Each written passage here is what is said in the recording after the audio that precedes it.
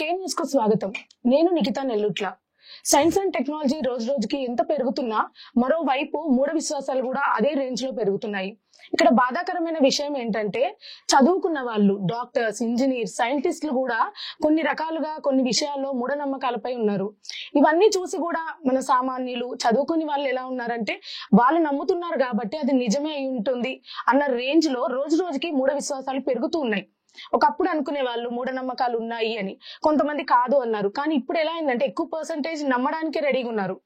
అయితే వీటి కోసం మూఢ విశ్వాసాలను పోగొట్టడానికి, సైన్స్ అండ్ టెక్నాలజీపై అవగాహన పెంచడానికి గత 35 సంవత్సరాలుగా విజ్ఞాన దర్శిని రమేష్ గారు ఎంతో కృషి చేస్తున్నారు.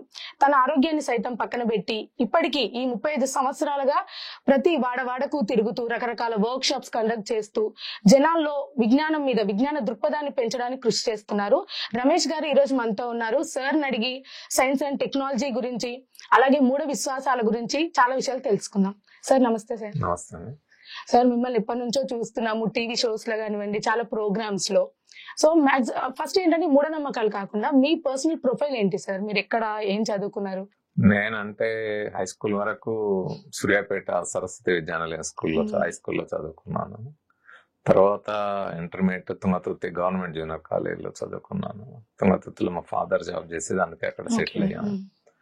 ఆ తర్వాత డిగ్రీ ఏమో హైదరాబాద్ వివేక్ వర్ధని కాలేజ్లో బిఎస్సి డిగ్రీ చేశాను. సో డిగ్రీ అయిపోగానే నేను ఫుల్ టైమ్ సైన్స్ కమ్యూనికేటర్ గా, సైన్స్ యాక్టివిస్ట్ గా మొత్తం పూర్తి కాలం అదే పనిలోకి వచ్చాను. అంటే మ్యాజిక్ సార్, మ్యాజిక్ ఎప్పుడు నేర్చుకున్నారు మ్యూజిషియన్? నేను చదువుకునే రోజుల్లోనే వివేకవర్ధని కాలేజీలో చదువుకునే రోజుల్లోనే అప్పుడు తెలుగు యూనివర్సిటీలో బి పట్టాభిరామ్ గారి ఆధ్వర్యంలో మ్యాజిక్ ట్రైనింగ్ కోర్స్ ఒకటి అక్కడ స్టార్ట్ చేశాను. సో అందులో నేను సెకండ్ బ్యాచ్ లో జాయిన్ అయ్యి సీట్ సంపాదించుకుని అక్కడ జాయిన్ అయ్యి అక్కడ బివి పట్టాభిరామ్ గారు, బివి సత్యనగేష్ వాళ్ళ ద్వారా మ్యాజిక్, హిప్నటిజం అవి నేర్చుకున్నాను. అంటే ఈ షోస్ ఏమైనా ఇచ్చారా సార్ ఈ సైన్స్ కు రాకముందు? జనరల్ గా మామూలు మ్యాజిక్ షోస్ అంటే జనరల్ మ్యాజిక్ షోస్ నేను చదువుకునే రోజుల్లో మ్యాజిక్ షోస్ చేసేవాడిని. చదువుకునే రోజుల్లో నా ఖర్చులు హైదరాబాద్ నగరంలో మేము ఉండేది, అక్కడి నుంచి వచ్చి ఇక్కడ ఖర్చులు కానీ, భోజనాలు, మిగతా ఫీజులు అన్ని కూడా నేను మ్యాజిక్ షోస్ ఇచ్చే సంపాదించుకొని నా జీవనం గడిచేది. సో ఆ విధంగా ఆ చదువుకునే రోజుల్లో చేశాను. అంటే మరి ఇప్పుడు అప్పటి వరకు ఓకే సార్, స్టూడెంట్ ఉన్నప్పుడు సడన్ గా ఈ మూఢనమ్మకాల మీద వర్క్ చేద్దామని అంటే ఎలా థాట్ వచ్చింది అప్పుడు? నేను అంతకుముందు విద్యార్థి ఉద్యమాల్లో వాటిలో ఉండేవాడిని. కానీ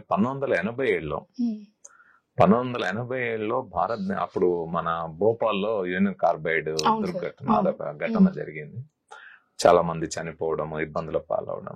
అప్పుడు సైన్స్ మీద ఒక రకమైన వ్యతిరేకత, అంటే కంపెనీలు రావడం వల్ల ఇట్లా జరుగుతుంది అని, టెక్నాలజీ లేకపోతే ఇది ఉండదు కదా అని ఉన్నప్పుడు అసలు సైన్స్, సైంటిఫిక్ టెంపర్, దాని ఆవశ్యకత ప్రజలకు చెప్పాలని కేరళలో కేరళ శాస్త్ర సాహిత్య పరిషత్ అనే సంస్థ ఉండదు.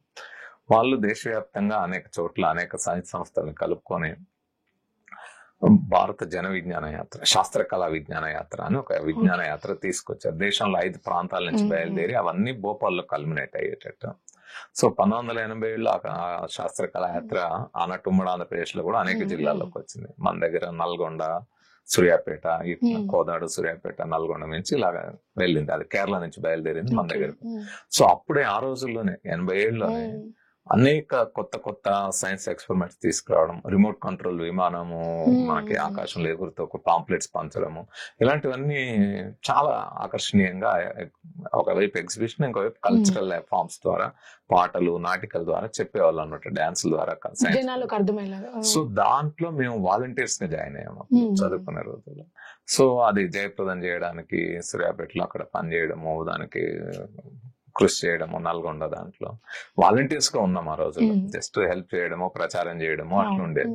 కానీ అవి చూసిన తర్వాత బాగా ఇంట్రెస్ట్, బేసిక్ సైన్స్ స్టూడెంట్ నేను, రెండోది సైన్స్ ని ఇట్లా జనంలోకి తీసుకెళ్లొచ్చు కదా అనేది ఒక అభిప్రాయం వచ్చి, అట్లా ఆ 87 కళాయాత్ర తర్వాత 1988లో ఈ అనుభవాలు ఈ కాకంతా పనిచేసి అనేక చోట్ల ఉన్న వాళ్ళందరూ కూడా దీన్ని ఇంకా ముందు తీసుకెళ్దాం, మనం అన్నట్టు ఉమ్మడి ఆంధ్రప్రదేశ్ లో కూడా తీసుకెళ్లాలనే ఉద్దేశంతో జన విజ్ఞాన వేదికను ఫామ్ చేస్తున్నారు. సో ఆ ఫామ్ అయినప్పుడు కూడా నేను వాలంటరీగా వెళ్ళి అక్కడ ఉండడము, మామూలు పార్టిసిపెంట్ గా ఉండడం అది జరిగింది.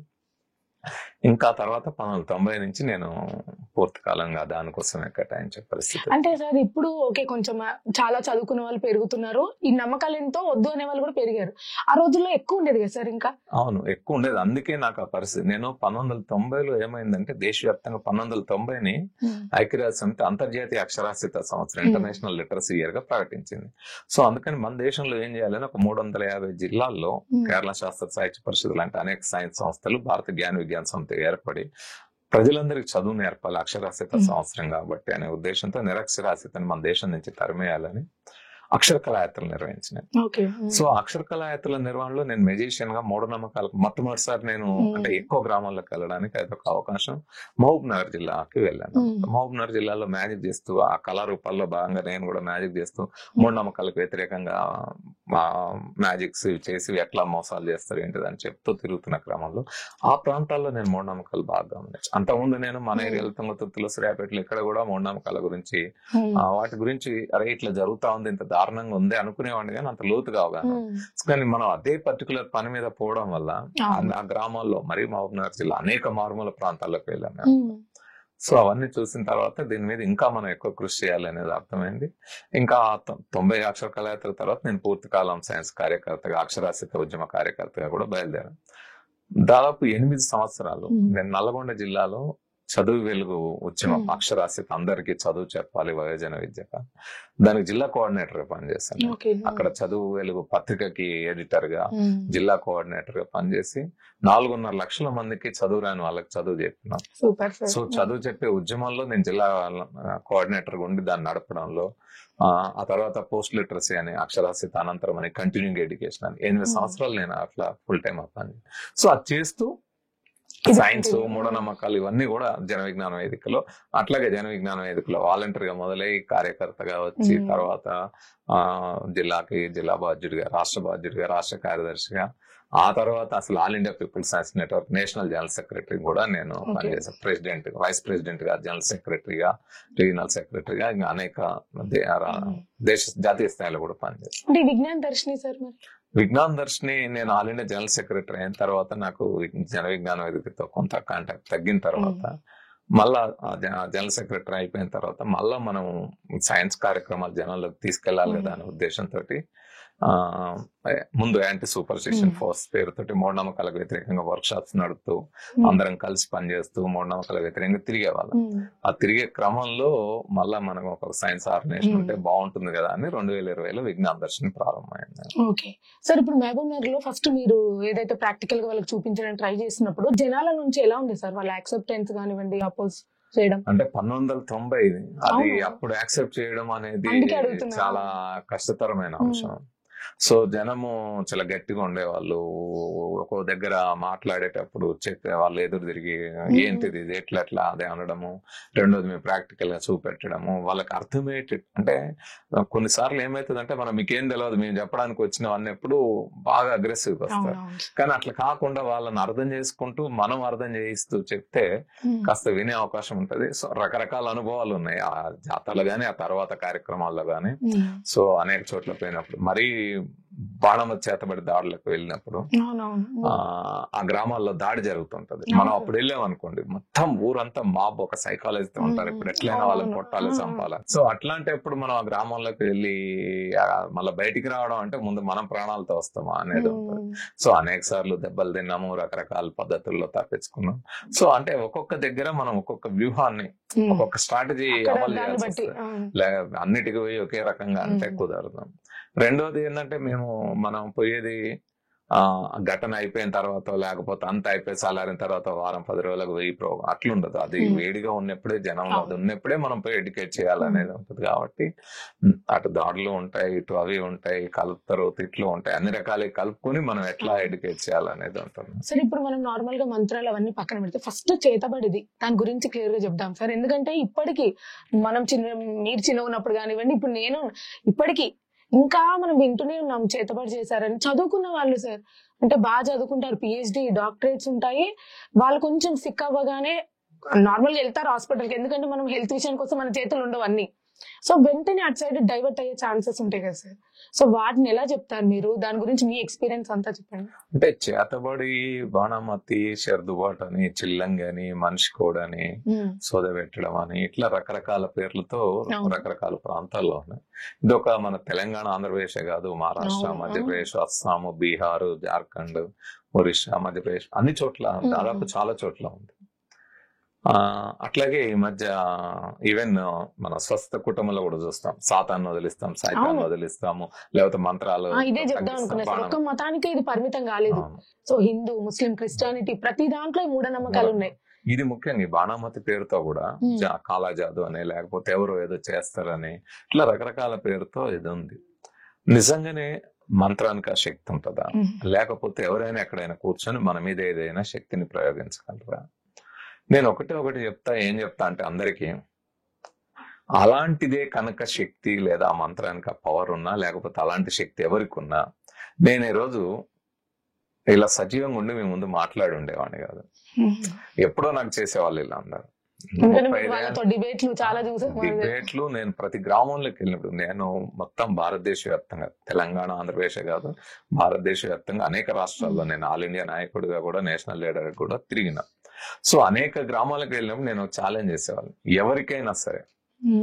ఎవరైనా సరే బాణమతి, చేతబడి మీరు ఏ పేరుతో అయినా చేయగలిగిన వాళ్ళు, ఏ శక్తులైనా పంపగలిగిన వాళ్ళు ఉంటే నా మీద చేయండి, ఛాలెంజ్ అని విసిరిన.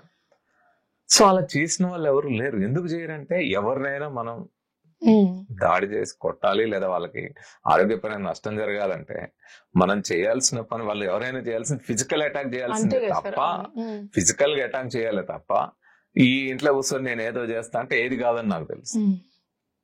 అదేది జరగదు. అది జరిగితే అసలు మొత్తం ప్రపంచము కోట్ల రూపాయలు ఈ ఆయుధాల మీద ఎందుకు ఖర్చు పెట్టాలి? ఎవరింట్లో కూర్చొని పూజలు చేసి, మంత్రాలు చేసి, లేకపోతే ఇంకోటి ఏదో చేసి, ప్రేయర్లు చేసి, శాపాలు చేస్తే అయిపోద్ది కదా.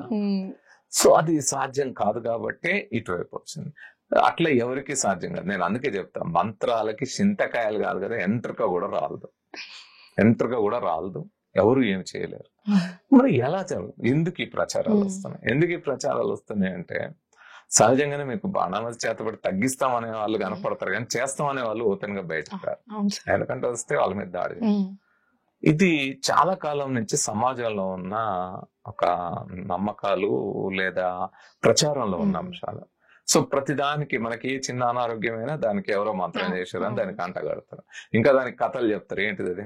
అక్కడెక్కడో పిండితో బొమ్మ చేసి అక్కడ పెట్టి పూజ చేసి దానికి మేకులు గుచ్చితే, లేకపోతే దాన్ని చెయ్యి ఇరిసేస్తే, ఇది అది ఒక కాలంలో కొంతమంది. ఇప్పుడు కూడా ఎందుకు ఇది ఉంది మీరు చూడండి, మీడియా, సీరియళ్ళు, సినిమాలు, మీడియాలో వార్తలు, వాడు అది చేసిండు, ఇది చేయండి, ఇట్లా అని. మీరు ఏదో సీరియల్ ఉంటుంది, ఆ సీరియల్ సంబంధం లేకుండా అత్త మీద కోడలో, కోడల మీద అత్తనో, లేకపోతే వాళ్ళ మీద వీళ్ళ మీద వాళ్ళ పోయి మంత్రాలు చేయిస్తామని పోతాం, లేదా మంత్రాలు తగ్గిస్తాను. అసలు నిజంగానే ఆ పవర్ ఉంటుందా? ఆ పవర్ ఉంటే శత్రువుల మీద రాజకీయ నాయకులు ఎప్పుడో చేయించేవాళ్ళు కదా, ఒక పార్టీ వాళ్ళు ఇంకో పార్టీ వాళ్ళు. సో అవేవి ఉండవు. కానీ ఈ నమ్మకాలు మాత్రం సమాజంలో చాలా ప్రబలంగా ఉన్నాయి. భయం వల్ల భయమే, ప్రజల భయము, తెలియంతనం. మన భయమే బాణామతి, మన పిరికితనమే దయ్యం. సో భయం ఒకటి, రెండోది తెలియంతనం. మీరు చూడండి, వేరే ఏ దేశమైనా మన దేశం మీద దాడి చేయాలంటే ఏ బాంబులు, మిస్సైల్స్, ఇంకేం అవసరం లేదా ఏ శత్రువు అన్నా మనల్ని బెదిరియాలనుకుంటే, మనం ఇంట్లో ఉండి మన దేశ శత్రువు బెదిరియాలన్నా కూడా ఏ విధమైన దాడి చేయాల్సిన అవసరం లేదు. ఇంటి ముందు ఇంత పసుపు, కుంకుమ, 2 నిమ్మకాయలు వేస్తే చాలు గజ వణుకి లేని రోగాలు వచ్చి పడతారు, మంచం పడి ప్రాణాలు కూడా పోతారు. సైకలాజికల్ గా అంత దెబ్బతింటాం. అంటే అంత భయం, అంత పిరికితనం మనలో నూరిపోసారు. ఇక ఇక్కడి నుంచి భగత్ సింగ్లు ఎట్లా వస్తారు, ఇక్కడి నుంచి అల్లూరు సీతారామరాజులు ఎట్లా వస్తారు, ఇక్కడి నుంచి దొడ్డి కొమరయ్య, చాకలైలమ్మ, చిట్టాలైలమ్మ లాంటి వాళ్ళు ఎక్కడి నుంచి వస్తారు, ఇక్కడి నుంచి ఏదో రాణి రుద్రమ, ఝాన్సీ లక్ష్మీబాయి అని చెప్తారు, ఎక్కడి నుంచి వస్తారు మా ఇళ్ళలో?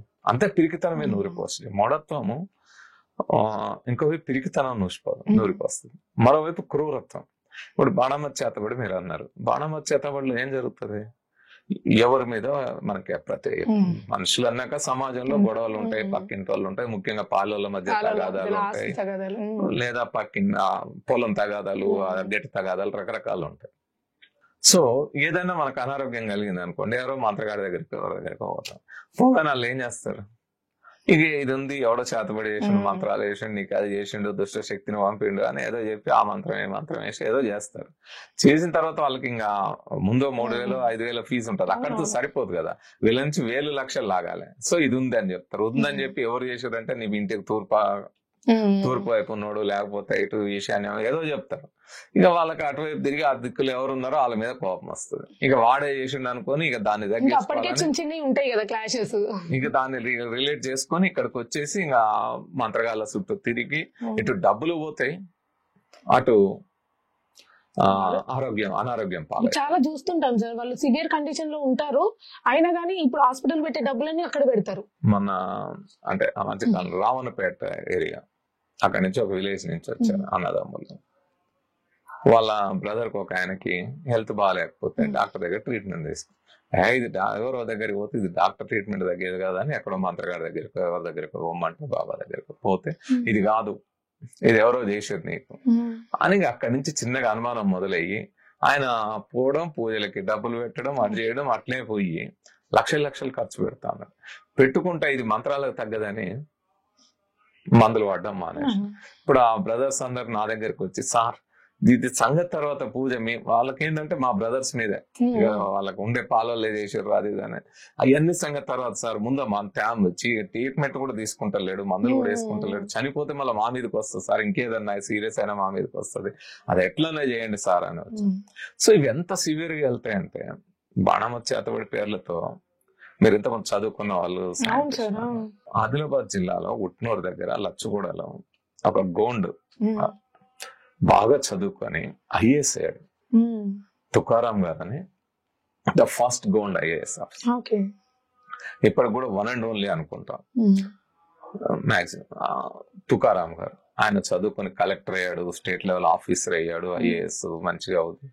ఆయనకు సడన్ గా కిడ్నీస్ సంబంధించిన ఏదో వ్యాధి, నిమ్స్ లో ట్రీట్మెంట్ తీసుకుంటున్నాడు హైదరాబాద్. ఇక ఆ లచ్చుగూడ నుంచి, ఆ ఉట్నూరు పక్కన ఉండే లచ్చుగూడ నుంచి ఆ పక్కన ఉండే వాళ్ళ బంధువులు వాళ్ళు తెలిసిన వాళ్ళు వచ్చి, ఎవడరా చెప్పింది, ఇది మంత్రాలు వేసింది, డాక్టర్ మందులకు తగ్గుతుందా, ఇదెవరు చెప్పారని ట్రీట్మెంట్ ఇచ్చాయని డాక్టర్ తెలియకుండా మళ్ళా ఆదిలాబాద్ జిల్లా ఉట్నూరు పక్కన లచ్చుగూడకు తీసుకెళ్లి అక్కడ పూజలు మంత్రాలు అవి చేపిస్తే వ్యాధి ముదిరి ప్రాణం పోయి. సో అంటే అనారోగ్యం, డబ్బులు పోతున్నాయి, అనారోగ్యం పాలవుతున్నారు, ప్రాణాలు కూడా పోతున్నాయి. ఈ క్రమంలో ఒకవైపు బాధితులు ఎట్లా ఉన్నారు, ఇంకో బాధితులు ఎట్లా ఉంటారు, ఇందులో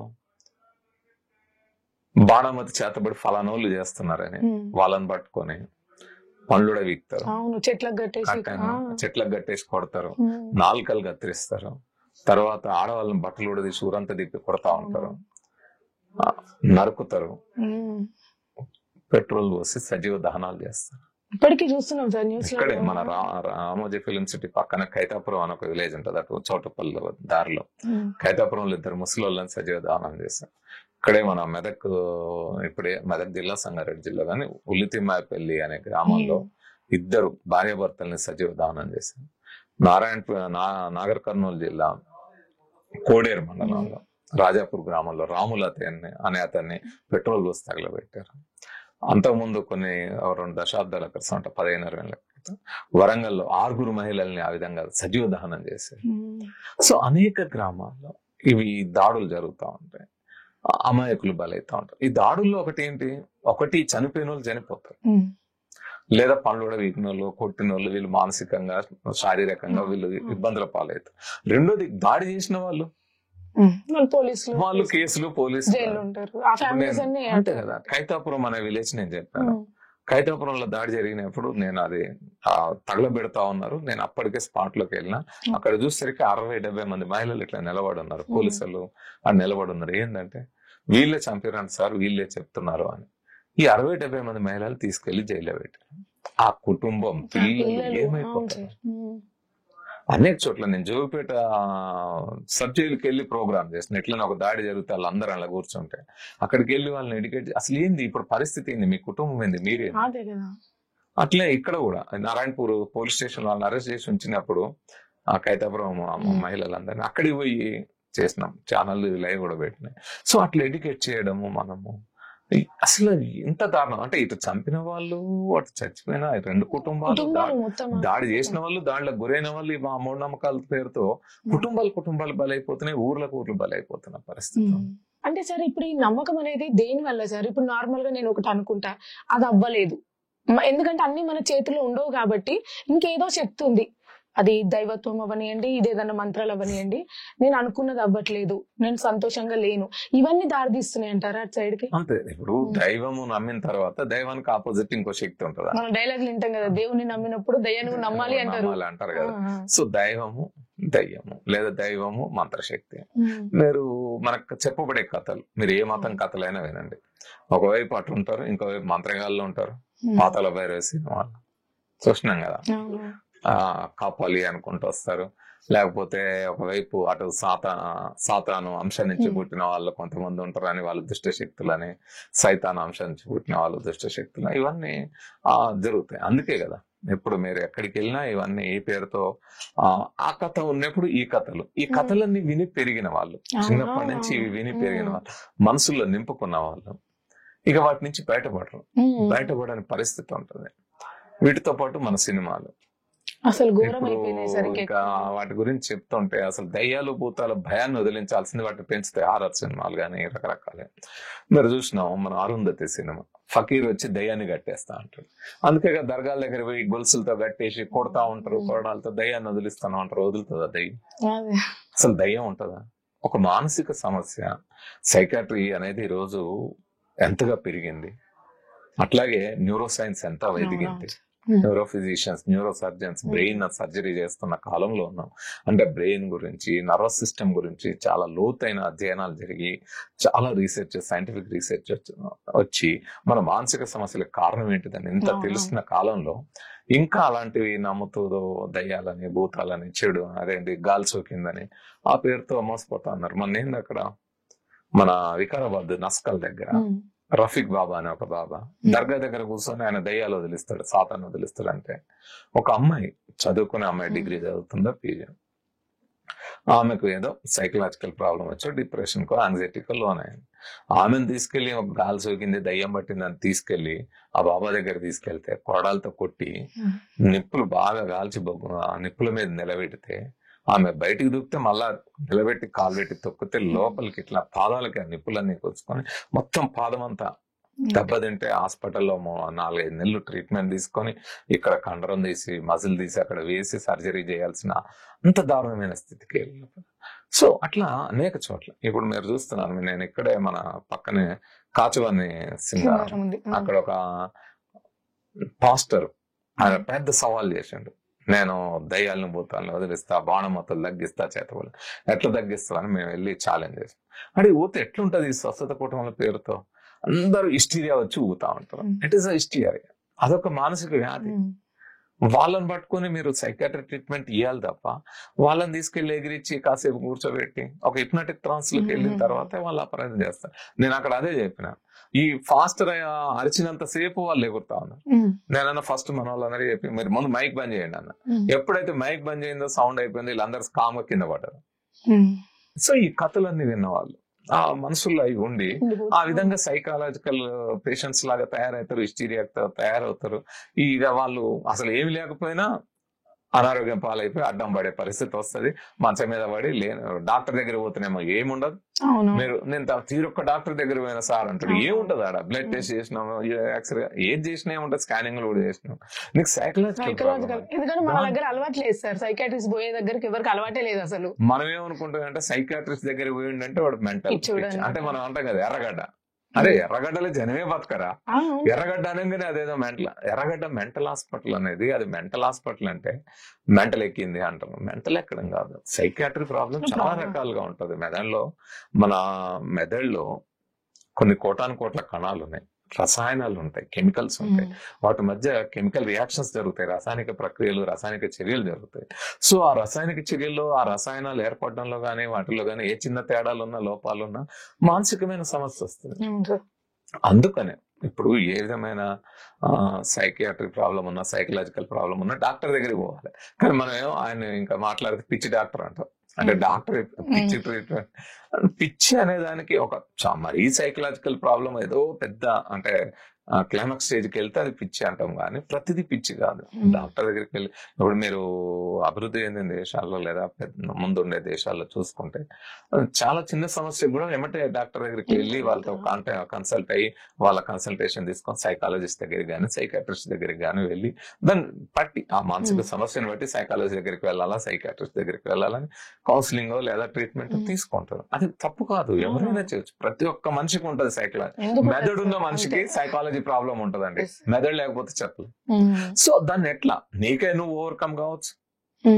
ఓవర్కమ్ కాలేనప్పుడు పక్కన ఒక డాక్టర్ ఒక సైకాలజిస్ట్ హెల్ప్ తీసుకుంటాం. మనకంటే టైం ఇయర్ సార్ సొసైటీ అటెల్లు ఇటెల్లు వీక్ పాయింట్ పట్టుకుంటారు. మీరు అన్నట్టు పక్కన వాళ్ళు చెప్తా ఉంటారు, అయ్యో ఇది ఆ బాబా అట్లా చేసి దీని దగ్గర తగ్గుతుంది, ఆయన దగ్గర పోతే తగ్గుతుంది అని చెప్తారు. అసలు ఏ మతానికి అతీతం లేవు సార్ ఇవన్నీ. అందరూ అన్ని మతాలు మూఢత్వాన్ని పెంపొందించడంలో పోటీలు పడతారు. ఖచ్చితంగా పోటీలు పడుతున్నాయి అన్ని మతాలు. అటు హిందూ, క్రిస్టియన్, ముస్లిం ఏదైనా తీసుకోండి, ఇవి మూఢత్వాన్ని పెంపొందించడంలో చాలా పోటీలు పడుతున్నాయి. ఈ మధ్య బౌద్ధంలో కూడా కొంత దూరతాం, అంటే అంతకుముందే దూరింది వామాచారం పేరుతో. బౌద్ధంలో ఈ శౌద్ర శక్తులు అని పేరుతో ఉంది. అట్లా దీన్ని అనేక చోట్ల ఈ వీటి పేరుతోటి మానసికంగా ఇబ్బందుల పాలవుతున్నారు, ఆర్థికంగా ఇబ్బందుల పాలవుతున్నారు, ఆరోగ్యపరంగా ఇబ్బందుల పాలవుతున్నారు.